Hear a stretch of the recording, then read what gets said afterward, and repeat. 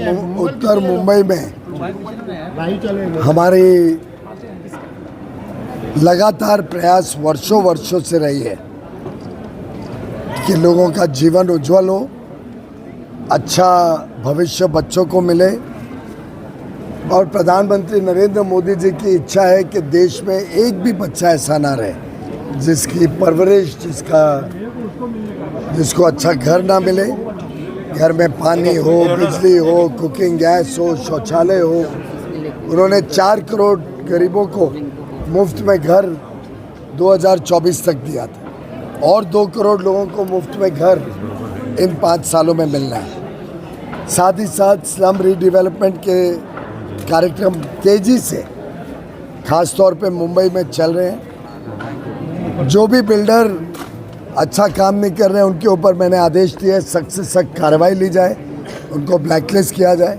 और जो सभी लोग झोपड़पट्टी में रहने वाले हैं उन सबको मेरा आग्रह है कि आप मिल के एक साथ जुटकर कोई एक अच्छा व्यक्ति, अच्छी कंपनी को देखें जो उनको अच्छा डील दे, जो उनके चिंता करे, उसकी फाइनेंशियल्स, उसकी बैलेंस शीट देख के कि उसमें वो सामर्थ्य होना चाहिए करने का, पुराने प्रोजेक्ट उनके देख कर दें। राजनीतिक हस्तक्षेप कोई होगा नहीं उत्तर मुंबई में कोई प्रोजेक्ट में, और कोई भी झोपड़पट्टी वाले चुन के लाएं वो उनकी मर्जी होगी। कोई राजनीतिज्ञ उसमें बीच में पड़ेगा नहीं, वो खुद चुने, अच्छे व्यक्ति को चुने और अच्छे व्यक्ति से उनको एक अच्छा घर जल्द से जल्द मिले। इस भावना के साथ आज के इस कार्यक्रम को किया गया। मैंने सबको अनुरोध भी किया कि बाकी भी जहाँ झोपड़पट्टी में लोग रह रहे हैं उनको ये सब प्रोत्साहित करें कि वो स्वयं मिलके एक बिल्डर चूज़ करें या सेल्फ डेवलपमेंट। अभी हमारे प्रवीण भाऊ दरेकर सेल्फ डेवलपमेंट का भी उन्होंने एक प्राधिकरण देवेंद्र फडणवीस जी, एकनाथ राव शिंदे और अजीत पवार जी के नेतृत्व में शुरू किया है। कोई चाहे तो सेल्फ डेवलपमेंट भी कर सकता है, पर मिलजुल के अगर काम आगे बढ़ता है तो अवश्य काम सफल होता है, जनता का और समाज का उसमें भला होता है। बिहार का अनप्रेसिडेंटेड विक्ट्री रहा सर, अब प्रधानमंत्री कह रहे हैं कि बिहार के बाद बंगाल की बारी है। आप इसको किस तरीके से देखते हैं, जिस तरीके की विक्ट्री हुई और बंगाल अगले साल चुनाव वहाँ पर है, कितनी बड़ी अग्नि परीक्षा? देखिए, देश भर में जो विकास हुआ है, देश भर में जो अलग अलग प्रकार से जनता की सेवा हुई है, उसका एक प्रकार से प्रमाण बिहार के चुनाव के रिजल्ट में देखने को मिलता है। पिछली बार कुछ प्रदेशों में कांग्रेस और उनके नेताओं ने भ्रमित करा था, गुमराह किया था जनता को, उसका भी बदला प्रदेशों के चुनाव में जनता ले रही है। आपने देखा महाराष्ट्र में कैसी ऐतिहासिक विजय प्रधानमंत्री मोदी जी के नेतृत्व में एनडीए की हुई।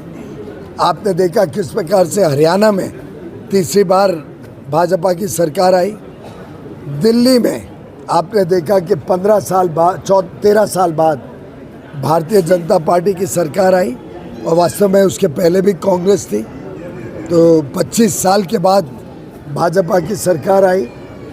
बिहार का आपने रिजल्ट देखा, ये दर्शाता है देश में जो विकास हो रहा है, भारत का जो वर्चस्व आज पूरी दुनिया में बन रहा है, उसका साधुवाद भारत की जनता प्रधानमंत्री मोदी जी को आशीर्वाद के रूप में दे रही है। और इसी प्रकार से आगे आने वाले दिनों में बंगाल हो या तमिलनाडु हो, भारतीय जनता पार्टी और हमारे मित्र पक्षों की एनडीए की विजय सुरक्षित है। पक्का दिखने को मिलता है कि अब जनता समझ गई है कि उनके हितों का रक्षक और उनके हितों को सर्वप्रथम सर्वोपरि रखते हुए जो प्रधानमंत्री मोदी जी काम कर रहे हैं, वही राजनीति अच्छी राजनीति है। मैं ईश्वर से प्रार्थना करता हूं कि प्रधानमंत्री मोदी जी जो देश के लिए समर्पित भाव से, संवेदनशीलता से इतने सारे काम कर रहे हैं, गरीबों को एक उज्जवल भविष्य दे रहे हैं, मध्यम वर्गीय परिवारों की आमदनी बढ़े, किसानों की आमदनी बढ़े, उनका खर्च कम हो। आखिर कभी आपने सोचा था महंगाई 1% से भी नीचे चली जाएगी? कभी आपने सोचा था 4 वर्ष से विश्व की सबसे तेज गति से बढ़ने वाली अर्थव्यवस्था भारत बनेगी? इतने तकलीफ़ों के बावजूद विश्व स्तरीय कितना उथल पुथल चल रहा है, पर भारत आगे बढ़ रहा है क्योंकि मोदी जी ईमानदारी से जनता की सेवा करें। मैं ईश्वर से प्रार्थना करता हूँ मोदी जी को और हिम्मत दे, उनका अच्छा स्वास्थ्य रहे कि वो और वर्षों दशकों तक देश का नेतृत्व करें।